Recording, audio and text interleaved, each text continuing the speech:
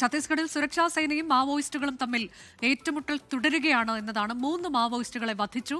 സുക്മയിലെ തുമൽപാട് ഗ്രാമത്തിന് സമീപമാണ് ഏറ്റുമുട്ടൽ ഉണ്ടായത്. അച്യുതൻ വിവരങ്ങളുമായി. അച്യുതൻ, ഏറ്റവും പുതിയ വിവരങ്ങൾ എന്താണ്? ഏറ്റുമുട്ടൽ തുടരുകയാണോ?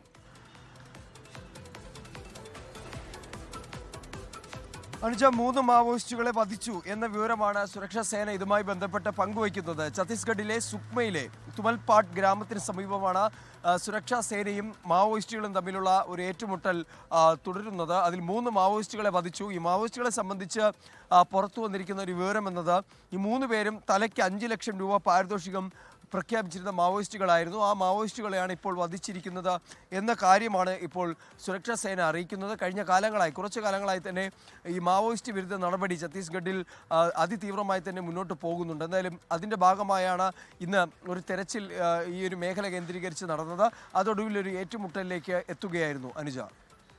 അതാണ്, മാവോയിസ്റ്റുകൾ 3 പേരെ വധിച്ചിട്ടുണ്ട് എന്നുള്ളതാണ്. ഛത്തീസ്ഗഡിലെ സുക്മയിൽ തുമൽപാട് ഗ്രാമത്തിന് സമീപം ഏറ്റുമുട്ടൽ ഉണ്ടായിരിക്കുന്നു. 3 മാവോയിസ്റ്റുകളെ വധിച്ചു എന്നുള്ളതാണ് ഏറ്റവും പുതിയ വിവരം. ലോകത്തെവിടെയായാലും ഏത് സമയത്തും 24 വാർത്തകളും ഓഗ്മെന്റഡ് റിയാലിറ്റി പാക്കേജുകളും എക്സ്പ്ലെയിനറുകളും വിശദമായി കാണാൻ ഞങ്ങളുടെ യൂട്യൂബ് ചാനൽ നിങ്ങൾക്ക് സബ്സ്ക്രൈബ് ചെയ്യാം.